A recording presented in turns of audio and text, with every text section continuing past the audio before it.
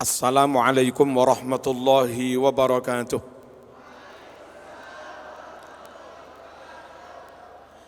Bismillahirrahmanirrahim. Alhamdulillahi rabbil alamin. Wabihi nasta'in ala umuri dunya waddin.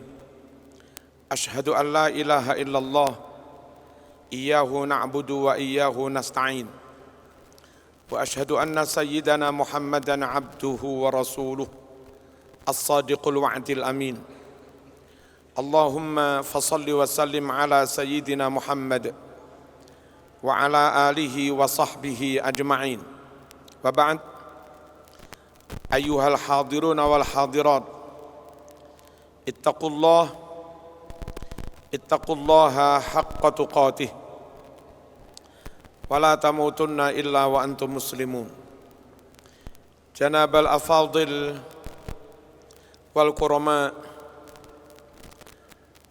حضرة مدير الجامعة UIN Maulana Malik Ibrahim Malang, Al-Kiai Al-Haj Al-Profesor Abdul Haris Al-Muhasibi, matta'anallah bituli hayatih ونفعنا بعلومه وأفاض علينا من بركاته وعينه الله لإدارة هذه الجامعة للمرة الثانية.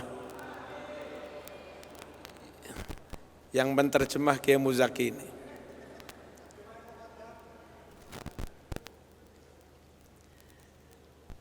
Hadratul Fadil Syaikhi wa Murabbi Ruhi Kiai Hamzawi, Rais Syuriyah Nahdlatul Ulama Sya'biyati Kota Malang, matta'anallah bituli hayatihi aidan wa nafa'ana bi'ulumih wa afadu alaina min barakatih. Mudir Al-Ma'hadil Ali Sunan Ampel, Murasyahul Profesor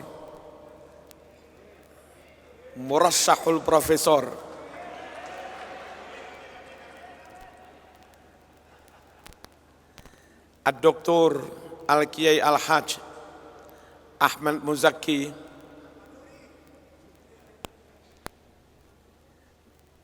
semoga umur panjang, sehat, mampu menghantar para mahasantri menuju kedalaman ilmu, menuju kedalaman spiritual, menuju keagungan akhlak yang pada akhirnya semuanya diridhoi Allah Subhanahu wa taala. Al-asatid wal ustadzat, al-muhadirin wal muhadirat fi Al-Ma'hadil Ali Sunan Ampel, ada banyak, ada Kiai Wildana dan yang lain-lain.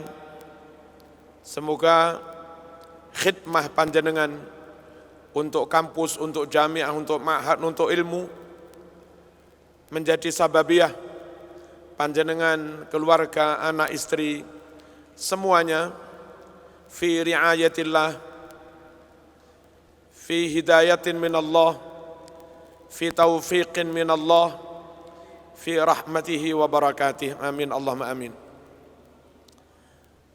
Murabbin, murabbiyat, musyrifin, musyrifat, tulab, talibat di lingkungan Ma'had Al-Ali Sunan Ampel, Allah yaktub lakumun najah wal falah wassalamah wassa'adah wassihhah wal afiyah wal arzaq al kasirah. Amin Allahumma amin. Seluruh pemirsa yang mengikuti acara ini lewat Zoom secara online, baik pejabat Kemenak, para dosen, para wali, para orang tua, para mahasiswa, Insya Allah kita semua dalam ridho Allah Subhanahu wa ta'ala.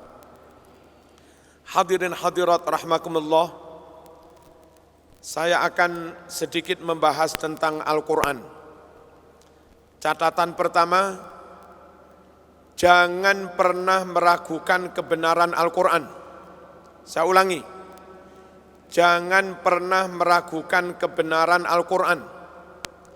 Ingat kalimat di Fathil Mu'in, ingat kalimat di Safinah, ingat kalimat di Sulam Taufik, bahwasanya orang yang mengingkari, orang yang meragukan Al-Quran, walau kalimatan mujma'an alaiha, mengingkari kebenaran Al-Quran meskipun satu kalimat, meragukan kebenaran Al-Quran meskipun satu kalimat, maka orang itu hukumnya menjadi murtad. Hukumnya menjadi murtad. Saya ingatkan, kajian ya kajian, tapi jangan mengkritik Al-Quran. Kajian ya kajian, tapi jangan sampai berujung tasykik, membuat peserta seminar menjadi ragu tentang kebenaran Al-Quran.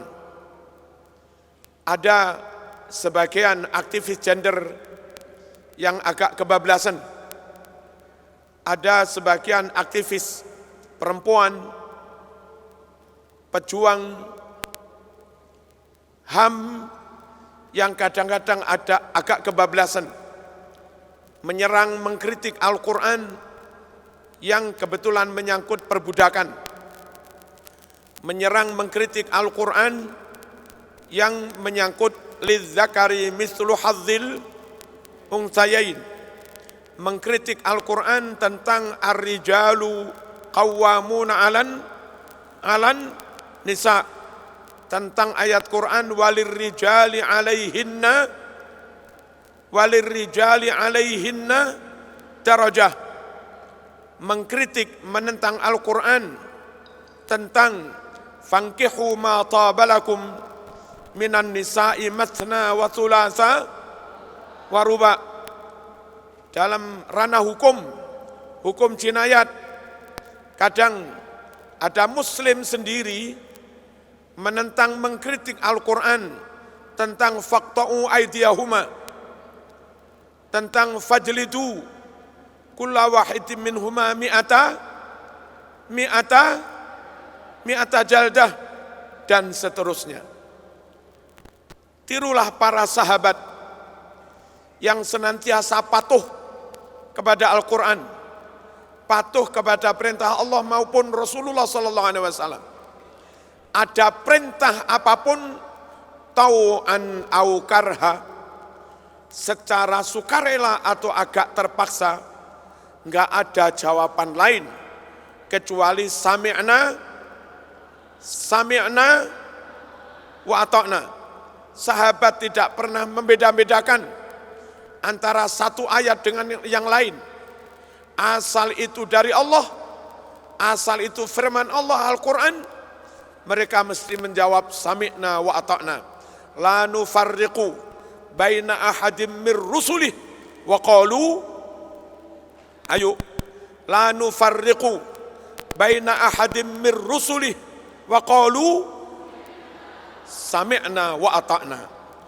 Perkara terlanjur ikrar, nggih saya nderek, nggih saya manut, nggih sendika dawuh, enggih norok. Terlanjur ikrar seperti itu, ternyata di tengah perjalanan enggak mampu melaksanakan perintah Quran, sahabat tidak malah menyalahkan Quran, tidak malah mengkritik Quran, mereka segera minta ampun. Ghufranaka Rabbana wa ilaikal masir. Innama kana qaulal mu'minin idza du'u ila Allahi wa rasulih liyahkuma bainahum ayyaqulu, gimana? Ayyaqulu sami'na wa ata'na. Jawaban yang pantas bagi setiap orang yang ngaku iman ketika mereka diajak mentaati perintah Allah dan Rasulnya, tidak ada jawaban lain kecuali ucapan sami'na wa ata'na.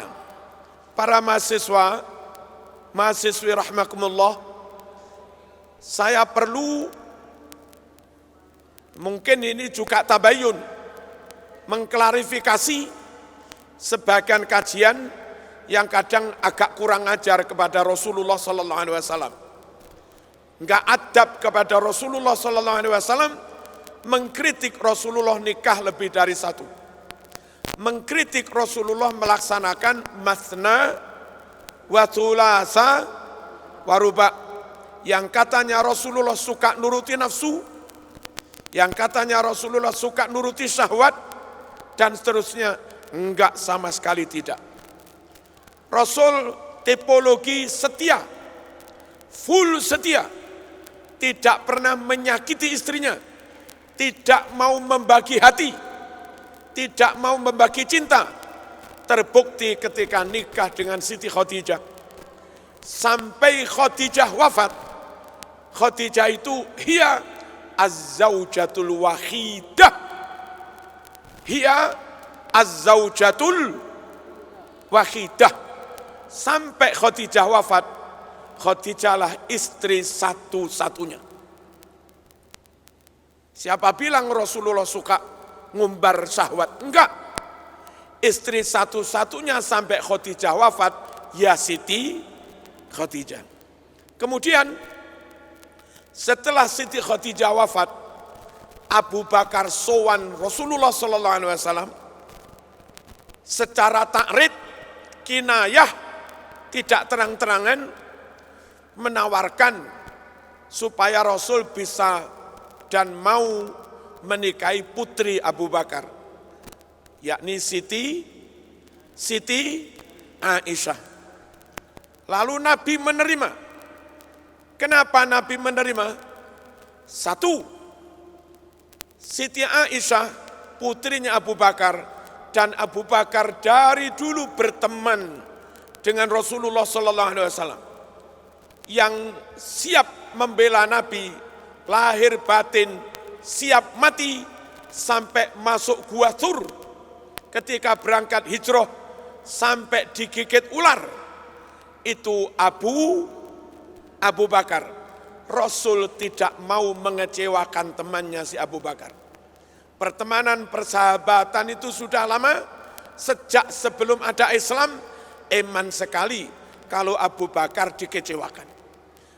Atas pertimbangan itu, maka Nabi menerima pinangan Abu Bakar, siap menikahi Siti Aisyah. Karena nafsukah? Tidak. Karena Aisyah masih umur sekitar 8 tahun.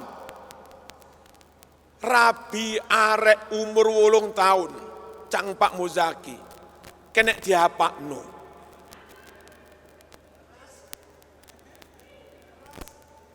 Istri umur 8 tahun, gak kena diapa-apakno. Gak mungkin untuk tempat pelampiasan nafsu seksualnya. Seumur 8 tahun, ngemong. Didik ngemong, salah besar orang yang menuduh Nabi menikah Siti Aisyah karena nuruti nafsu. Salah. Itu pertimbangan menjaga pertemanan dengan Abu Bakar. Dan menjelang periode kedua, periode Madinah, itu periode tasyrik. Kalau di Mekah penanaman akidah, di Madinah periode kedua, itu periode tasyrik. Nah, Kanjeng Nabi kepingin mengamati perkembangan, perubahan, apa ini namanya, proses orang perempuan pra-haid, ngawali haid, tengah-tengah haid, sampai ketika menjelang tua, menjelang menopause, itu kayak apa? Nabi memilih Siti Aisyah untuk dinikahi sejak umur 8 tahun, Nabi kepingin tahu langsung dari istri terdekat, ternyata ketika haid awal warna darahnya kayak begini. Kalau warna darahnya coklat nanti hukumnya kayak begini. Kalau agak kental hukumnya kayak begini. Kalau kental merah agak menghitam hukumnya kayak begini. Gak mungkin Nabi mentasrih hukum tentang haid dengan rinci tanpa Nabi tahu sendiri secara fakta, secara faktual ini. Dan itu diketahui Nabi dari istrinya Siti Aisyah. Paham apa enggak ini? Awas sama nuduh-nuduh Nabi tak kampleng ini. Saya lanjut. Lalu Nabi karena itu periode kedua tasyrik, kalau punya istri masih muda kayak begitu, nanti Siti Aisyah umur 11, 12, 14, 15, kepada Aisyah Nabi bisa menyampaikan hukum fikih menyangkut kehidupan domestik, menyangkut kehidupan kerumah tanggaan, kewajiban suami kayak begini, kewajiban istri kayak begini, seharusnya suami kayak begini. Itu Nabi sampaikan kepada Siti Aisyah. Nabi merasa perlu menikahi wanita yang muda kayak begitu. Pertama, masih cerdas.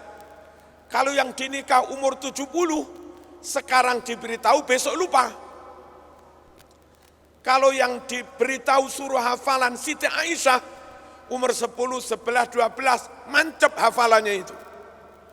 Itu alasan Nabi memilih Siti Aisyah.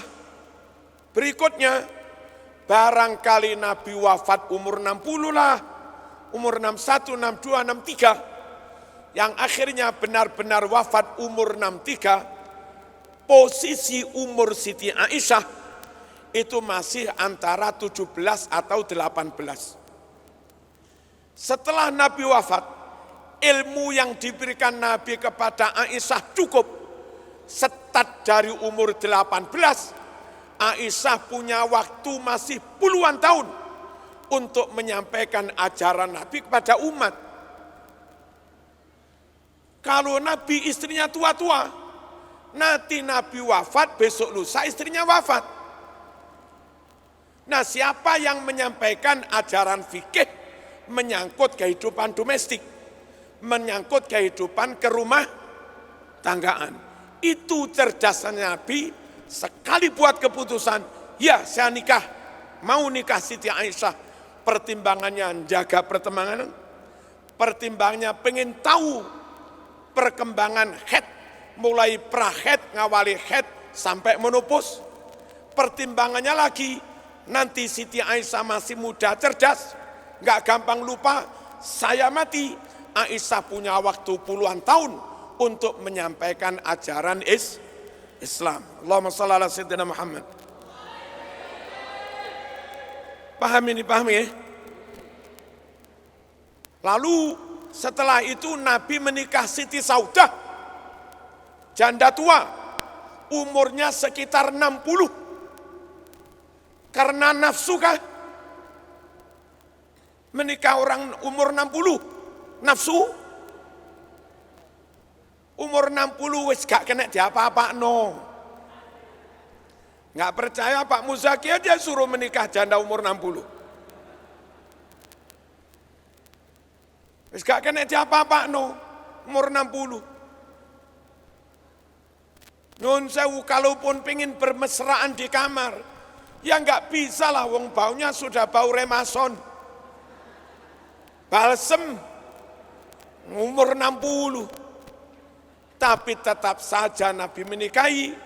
Satu, Nabi kepingin tahu, kalau awal haid, prahaid, diketahui dari Siti Aisyah, proses menuju mengakhiri haid, menopause, diketahui dari Siti Saudah. Allahumma shalli ala sayyidina Muhammad. Lalu Nyun sewu, Siti Saudah yang agak sepuh punya pengalaman jadi ibu. Nah nanti Siti Aisyah yang muda, Siti Saudah itu bisa ngemong kayak menjadi ibu. Kalau nikah dua-duanya muda semua, royoan dolenan, royoan HP, royoan dim-diman. Itulah. Pinternya Nabi, yang satu dinikah karena keibuannya, yang satu dinikah karena masa depan keilmuan. Enggak ada yang nawa itu li ajli qodoi syahwat. Enggak ada yang katanya orang barat untuk memenuhi syahwat. Full kemanusiaan, full pertimbangan kemaslahatan. Kadang Pak Muzaki kenggasek, pamit mau nikah lagi, ini sunnah Rasul Kiai. Ini sunnah Rasul, masna wa thulatha. Kita ini kadang sunnah Rasul dohiron, tapi dari sisi nawa itu jauh dari yang dilakukan oleh Rasulullah Sallallahu Alaihi Wasallam. Lalu nikah Mariatul Qibtiyah, anaknya tokoh Mesir yang non Muslim. Mariahnya Muslim, tapi bapaknya non Muslim, dinikahi oleh Nabi. Kenapa? Nabi punya firasat, Nabi punya tanabuk, Nabi punya prediksi, suatu saat Islam akan berkembang sampai Mesir.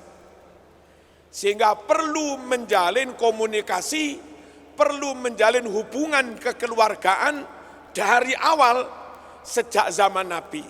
Lalu ketika Umar jadi khalifah, benar-benar bisa ekspansi futuhat, membuka melebarkan Islam sampai Mesir. Mudah sekali Umar melebarkan sayap Islam sampai Mesir, karena memang sejak zaman Nabi sudah ada hubungan baik, hubungan besanan ini. Itu full niatnya dakwah, full niatnya untuk kemaslahatan Islam. Tidak ada nafsu-nafsunya. Saya ulangi, jangan pernah menyalah-nyalahkan Quran. Jangan pernah mengkritik-kritik Quran. Jangan pernah mengkritik Rasulullah Sallallahu Alaihi Wasallam. Pokoknya sami'na wa ata'na. Kuat ngelakoni, alhamdulillah. Enggak kuat ngelakoni, ghufranaka Rabbana wa ilaikal masir. Ada lagi yang dikritik tentang sistem perbudakan.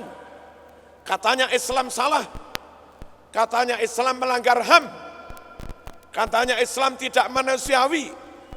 Sejak sebelum Nabi ada, sejak sebelum Nabi dapat wahyu, sejak sebelum ada Islam, perbudakan sudah ada.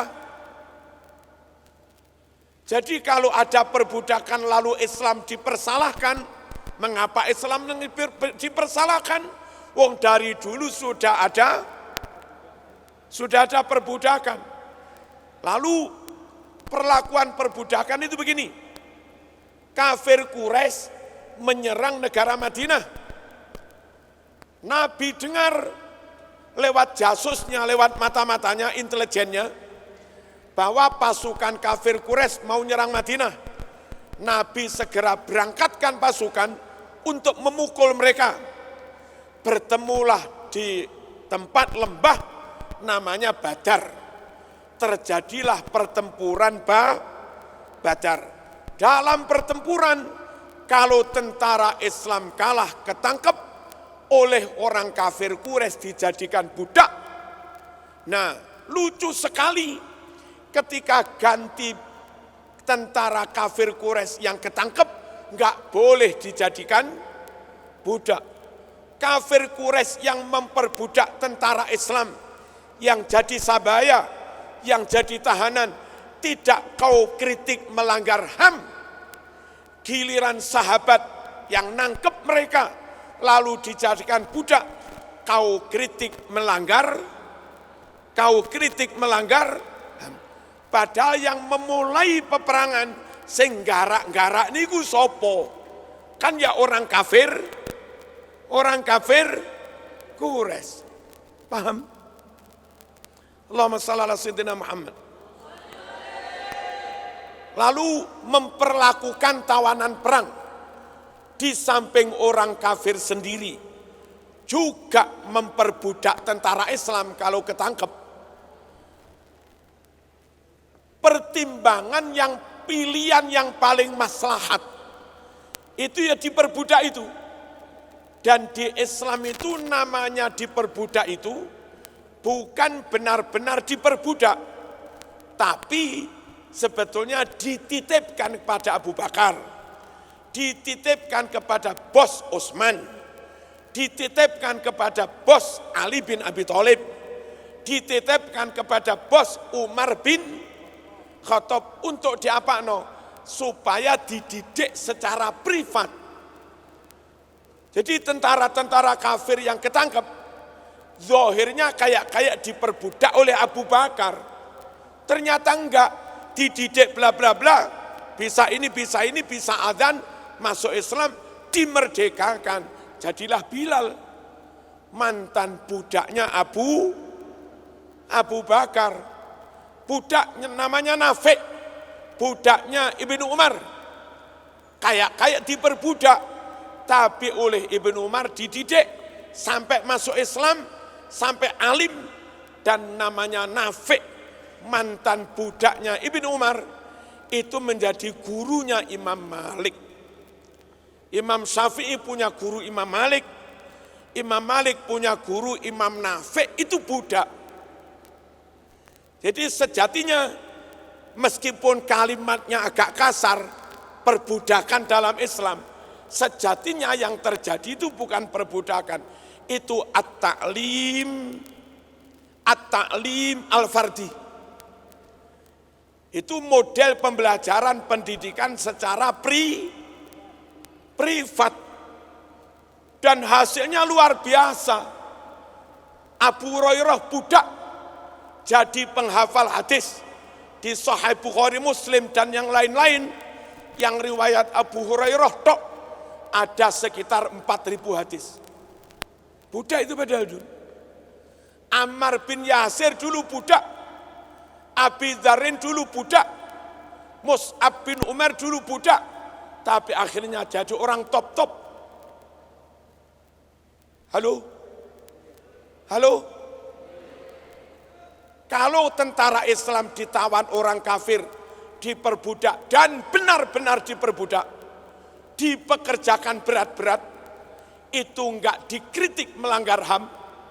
Mengapa ketika Abu Bakar zahirnya memperbudak mereka, tapi yang terjadi mereka dididik sampai jadi ulama, kok malah kau katakan itu melanggar HAM? Yang enggak beres itu siapa sih? Kan yang mengkritik, yang enggak beres. Lalu jumlah tawanan perang, ratusan, ribuan. Ketika itu negara belum punya mizaniyah, belum punya APBN. Anggaran untuk Kemenkumham sekian, anggaran untuk penjara sekian, belum begitu. Bagaimana negara mengelola tawanan-tawanan perang, sementara belum ada dana untuk membangun penjara, belum ada dana untuk membayar sipir, belum ada dana untuk biaya operasional penjara. Yang paling praktis, ya dititipkan satu persatu. Beres. Negara tinggal mencatat, menginventarisir, mengkontrol. Selesai. Nggak repot-repot membebani keuangan negara. Lagi pula, beda jauh, tawanan itu dititipkan satu persatu secara privat atau dikelola massal kayak Indonesia. Penjara Indonesia seakan belum pernah melahirkan kiai. Siapa kiai alumni penjara? Halo. Siapa orang alim, alumni pendidikan penjara? Ada? Ada? Padahal menghabiskan biaya triliunan. Sementara begitu banyak ulama, hafidhul hadis, hafidhul Quran, alumni majikan-majikan yang seakan-akan memperbudak si budak-budak itu. Padahal realitasnya bukan diperbudak, dididik, diwulang. Itulah Islam. Repot kadang kita itu punya sarjana Islam, menyerang Islam. Kalau orang Kristen menyerang Islam, maklum. Ini Muslim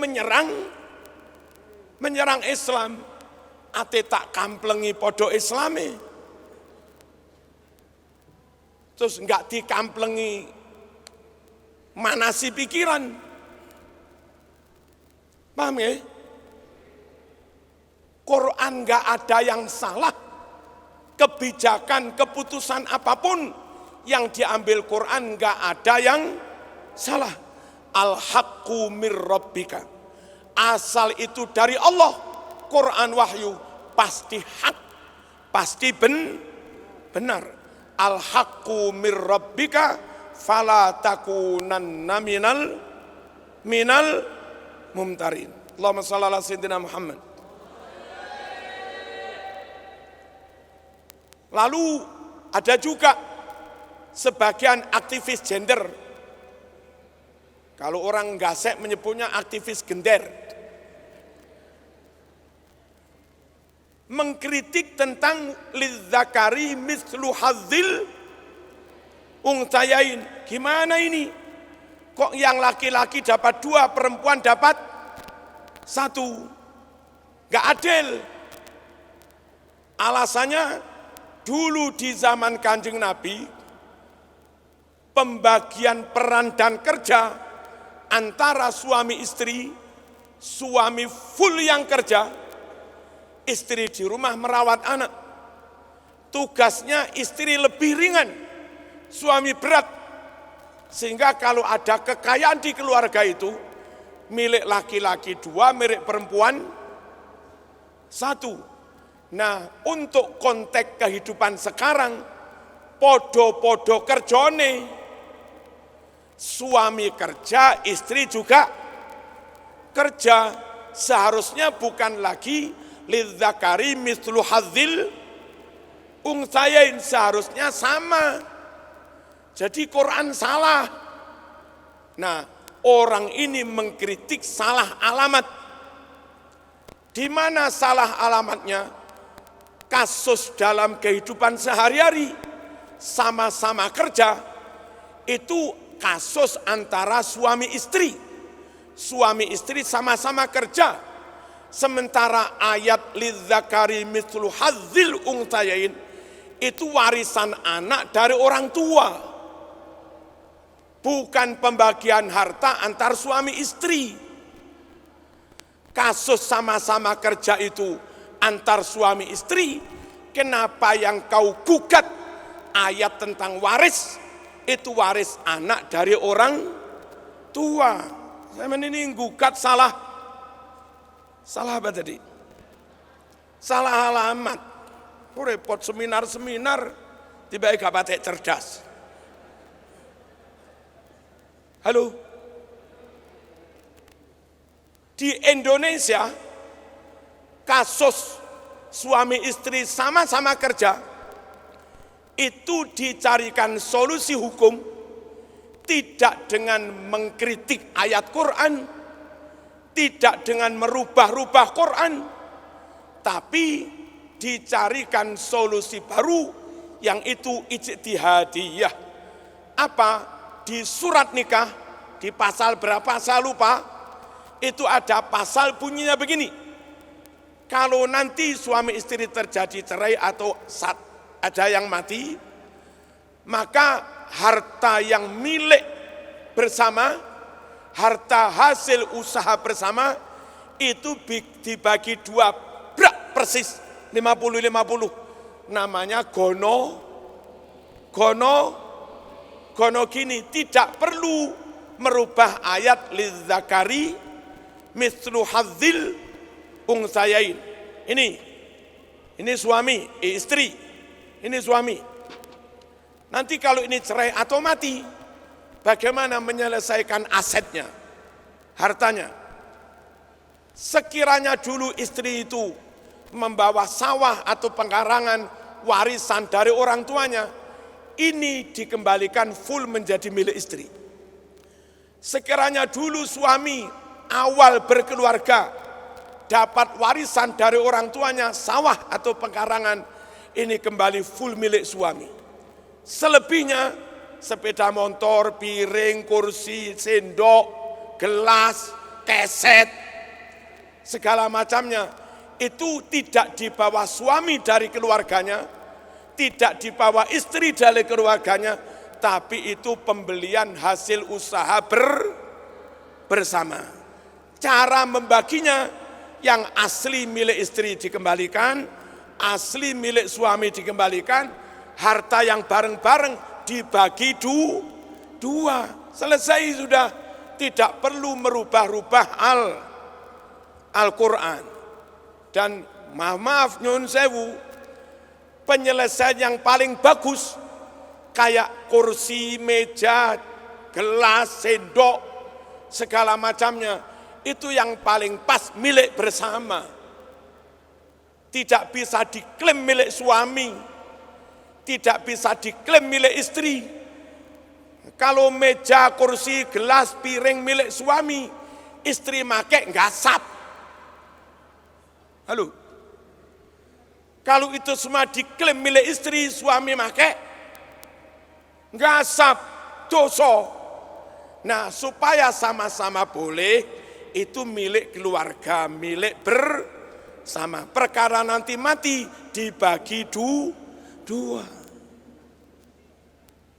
Lidzakari mislu hadzil unsayain, enggak ada yang salah. Allahumma shalli ala sayyidina Muhammad. Kita kembali ke awal. Quran semuanya benar, semuanya valid, semuanya akurat, semuanya orisinil. Apa orisinil? Asli, otentik. Makanya dari awal Quran lantang tanpa ragu mendeklar Quran ini semuanya mantap, nggak ada yang ragu.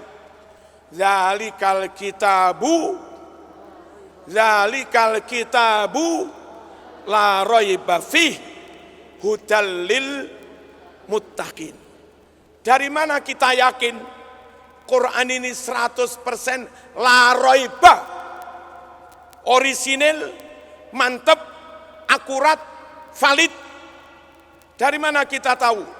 Satu, manusia yang dipilih Allah untuk diamanati Quran, untuk menerima wahyu, itu manusia super cerdas, super fatonah, super amanah, super sidik, super jujur, dan super tabligh. Kalau berbicara fasih banget, jelas banget, sekiranya sahabat nggak salah paham. Dan itu namanya Muhammad sallallahu alaihi wasallam. Andai-andai yang dipilih Allah menerima wahyu orang sekelas Marzuki, sekelas Pak Muzaki, itu mungkin Qur'annya meragukan. Wong gak patek cerdas, wong lalian, kadang juga kurang amanah. Bukan Marzuki yang dipilih menerima wahyu, bukan Pak Y. Muzaki yang diamanati wahyu, tapi Muhammad sallallahu alaihi wasallam full sidik, full amanah, full tabligh, full fatonah. Enggak ada yang perlu diragukan. Dan kenyataannya Quran itu mulai Fatihah, Alif Lam Mim sampai An-Nas, enggak ada yang kontradiktif, enggak ada yang meragukan, nggak ada yang salah. Dari mana tahu? Dari rumus angka. Quran diawali dengan kalimat Bismillahirrahmanirrahim. Anehnya cara menulis Bismillah itu beda dengan cara menulis Bismi Rabbika. Lafaz Bismi Rabbika, Bismi, itu alifnya ditulis. Lihat itu di surat Iqra itu. Bismi Rabbika, alifnya ditulis. Tapi Bismillah di awal surat, Bismillahirrahmanirrahim, alifnya enggak ditulis. Apa sirinya? Bismillah mengawali setiap surat kecuali Bara'ah tanpa menulis alif. Ternyata dengan membuang alif, jumlah huruf Bismillah hanya 19. Andai alifnya ditulis, jumlah huruf Bismillah jadi 20. Nah, Quran diawali Bismillah, jumlah Bismillah 19 hurufnya, berarti Quran diawali angka 19. Angka 19 ini loh angka kunci untuk membuktikan keakuratan, akurasi Al-Quran. Berapa jumlah huruf Fatihah? Ternyata dihitung 152. Angka 152 sama dengan 19 kali 8 persis. Mengapa surat Toha diawali huruf Tok dan Hak? Ternyata jumlah huruf Tok dan Hak di surat Toha ada 171 dan itu sama dengan 19 kali 9 pas. Mengapa surat Yasin diawali huruf Ya dan Sin? Ternyata jumlah huruf Yasin di surat Yasin 133 sama dengan 19 kali 6 kali 7 pas. Berapa jumlah surat Al-Quran? 114 surat. Angka 114 sama dengan 19 kali 6 pas. Bismillah lafadznya Allah Ar-Rahman Ar-Rahim. Berapa jumlah lafadz Allah dalam Quran? 2698 sama dengan 19 kali 142 pas. Berapa lafadz Ar-Rahman dalam Quran? 57 sama dengan 19 kali 3 pas. Berapa lafadz Ar-Rahim dalam Quran? 115. Agak ada masalah. Angka yang pas itu 114. 19 kali 6, 114. Tapi lafadz Ar-Rahim dalam Quran bukan 114, tapi 115. Nyisa 1. Mengapa nyisa 1? Ternyata di Quran tidak semua Rahim asma Allah. Ada satu Rahim yang itu asma Rasul, asma Muhammad. Bukan asma Allah. Di ayat mana Rahim asma Rasul? Laqad ja'akum rasulun min anfusikum azizun alaihi ma'anitum. Akhirnya apa? Raufur Rahim. Siapa yang Rahim dalam ayat ini? Allah? Bukan. Itu Rasul. Nah, lafadz Ar-Rahim ada 115.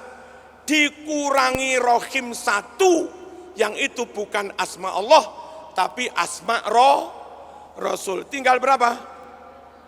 114. Berapa dibagi 19? 6 pas. Halo? Enggak ada yang meragukan Quran itu. Semuanya benar. Al-haqqu mir rabbika fala takunanna minal mumtarin. Lalu proses penulisan, Kanjeng Nabi pergi kemanapun mesti diikuti salah satu kutabil wahyi, sahabat yang jadi juru tulis menulis wahyu. Imma Ubay bin Ka'ab, wa imma Ali bin Abi Thalib, wa imma Ibnu Abbas, wa imma Zaid bin Sabit. Itu yang ditugaskan mengikuti Nabi.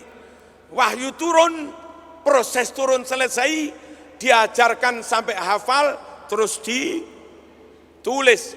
Begitu Nabi wafat, ada 600-an sahabat hafal Quran, plus semua Quran sudah ditulis, tapi belum dibendel, belum ditadwin, belum dibukukan. Ketika Umar usul pada Abu Bakar, ayo kita bukukan Quran, Abu Bakar merintah Zaid bin Sabit dan kawan-kawan untuk mengumpulkan Quran. Ali punya sohifah, ini, bawa sini, kumpulin. Ubay bin Ka'ab punya beberapa lembar, bawa sini, kumpulin. Sampai genap, cocok dengan hafalan sahabat yang hafid Quran, barulah distempel, dinyatakan sah sebagai mushaf pertama. Zaman Sayyidina Utsman diperbanyak menjadi 6, panitia yang menyalin sama Zaid bin Sabit dan kawan-kawan. Setelah diteliti 100% persis sama dengan mushaf di zaman Abu Bakar, distempel dengan nama Utsman, namanya menjadi mushaf Utsmani.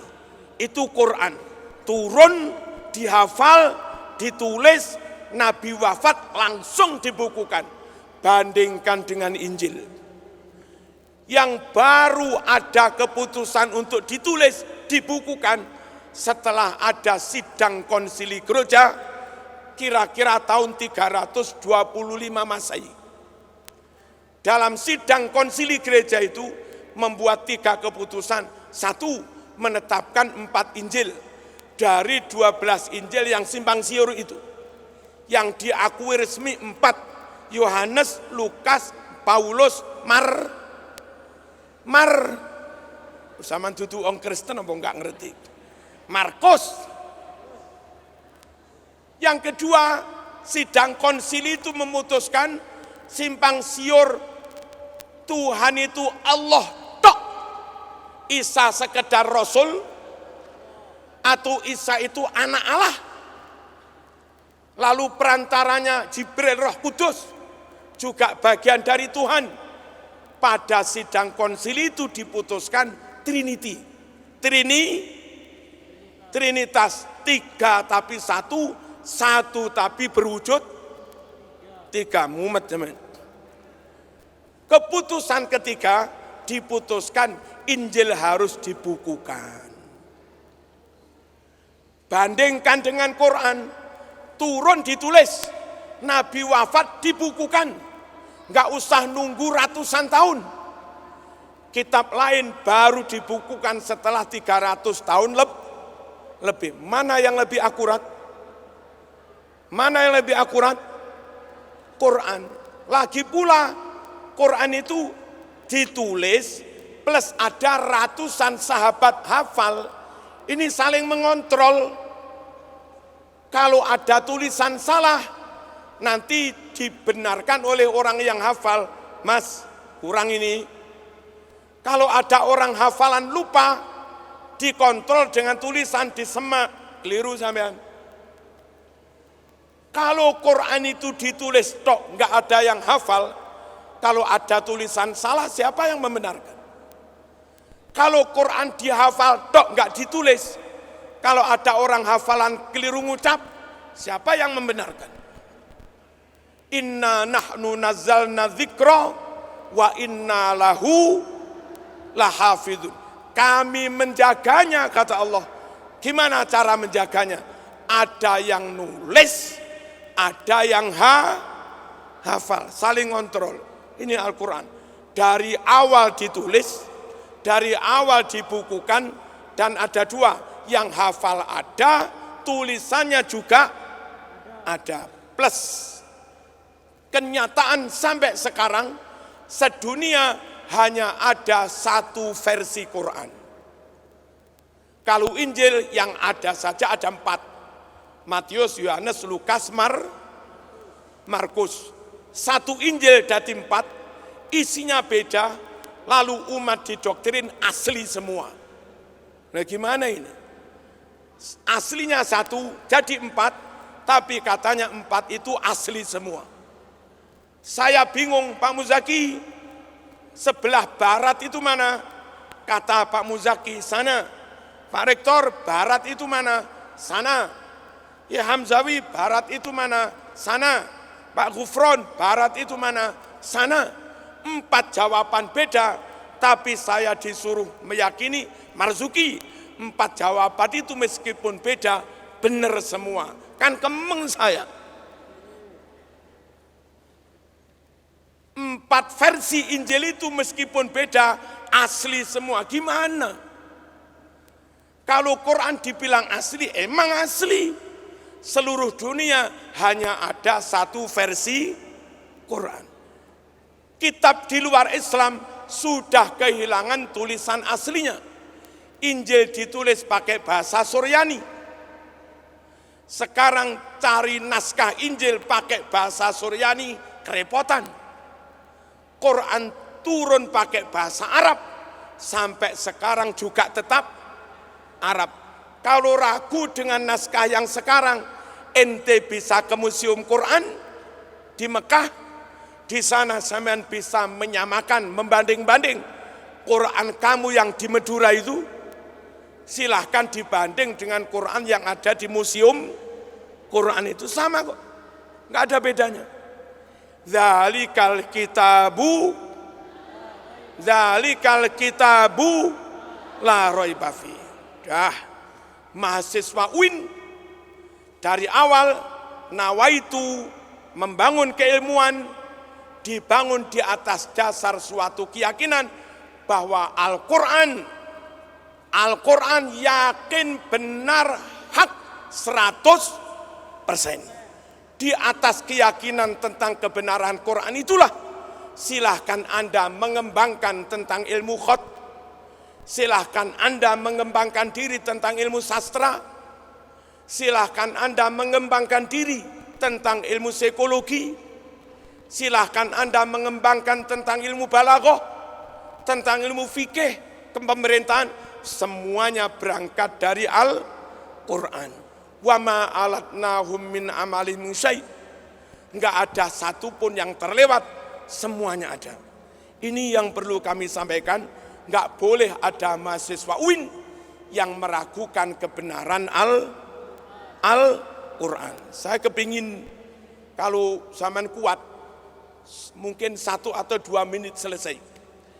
Ingin membuktikan tentang kebenaran Al-Quran dari satu aja. Allah itu berfirman begini, wa ya'lamu ma fil arham. Hanya Allah yang tahu rahasia di dalam rahim. Nanti kalau sama nikah, Mbak, kumpul sama suami, terus hamil 1 bulan, 2 bulan. Sama tanya dokter, dok, ini laki-laki apa perempuan? Enggak tahu. Umur 3 bulan, dok, laki-laki apa perempuan? Enggak tahu. Umur 4 bulan, dok, laki-laki apa perempuan? Enggak tahu. Yang tahu hanya Allah.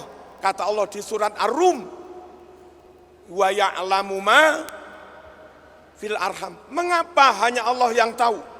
Dokter ahli genetika, dokter ahli kandungan enggak tahu. Karena zigot yang calon janin ini itu gabungan dari sel telur dan sel sperma.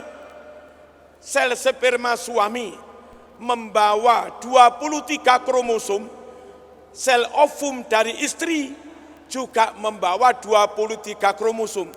Ketika dua-duanya kumpul, ketemu jadi satu, jadilah zigot calon janin itu 46 kromosom. 23 dari bapaknya, 23 dari ibunya. Apa kromosom itu? Kromosom itu zat pewarna, lembut sekali, nggak bisa dengan mata. Yang itu calon organ tubuh. Ada kromosom calon tangan, ada kromosom calon hidung, calon kaki, dan yang lain-lain. Dan menurut teori biologi apapun, nggak ada kromosom calon jenis kelamin. Nggak ada. Sehingga janin umur 2 bulan, 3 bulan, laki-laki apa perempuan, nggak tahu. Memang nggak ada kromosom jenis kelamin, farji ataupun dakar, nggak ada. Baru setelah umur 4 bulan, Allah perintah malaikat tiup nyawa, nggih. Tentukan umurnya, nggih. Tentukan pekerjaannya, nggih. Tentukan rezekinya, nggih. Tentukan hidupnya syaqiyun au sa'idun, bahagia atau sengsara, nggih. Ditentukan 4. Lalu malaikat nanya, ya Rob, adzakarun am unsa? Ini dibikin laki-laki apa perempuan? Nah, sejak 4 bulan itulah baru Allah memutuskan imma laki-laki wa imma perempuan. Setelah mundur kira-kira 3 bulan, berarti kandungan janin umur 7 bulan, dibawa ke rumah sakit di USG, baru tahu laki-laki, baru tahu perempuan. Rahasia ini yang membuat beberapa ilmuwan ahli biologi ateis akhirnya mau nggak mau mengakui ada intervensi Allah dalam penciptaan jenis kelamin. Jenis kelamin tidak tercipta dari kromosom, tapi jenis kelamin full kewenangan Allah. Wa ya'lamu ma fil arham. Kalau sebelum umur 4 bulan, sebelum ditentukan, itu maksimal ahli kandungan itu menganalisa, bukan kromosomnya, menganalisa hormon dan gerak sel. Sekiranya gerak sel itu agak aktif, maka diduga laki-laki, diberi tanda RH+. Sekiranya gerak sel itu agak lemah, nggak aktif, nggak agresif, diduga calon janin ini perempuan, lalu diberi tanda RH-. Tapi ya tetap Allah yang menentukan. Terlanjur diberi tanda RH-, ternyata laki-laki. Diberi tanda RH+, ternyata perempuan. Semuanya Allah. Dzalikal kitabu la raiba fihi hudal lil muttaqin. Sekian, semoga ada manfaatnya dan mendorong, menginspirasi mahasiswa untuk terus mengembangkan ilmu. Saya bahasa Arab, silahkan sekarang suruh ngitung rumus ABC, siap. Saya bahasa Arab, silahkan pakai rumus momentum, siap. Rumus integral, siap. Tidak ada halangan orang gara-gara fa'lefulu fa'lan terus nggak mau mengembangkan pengetahuan yang lain. Ojo.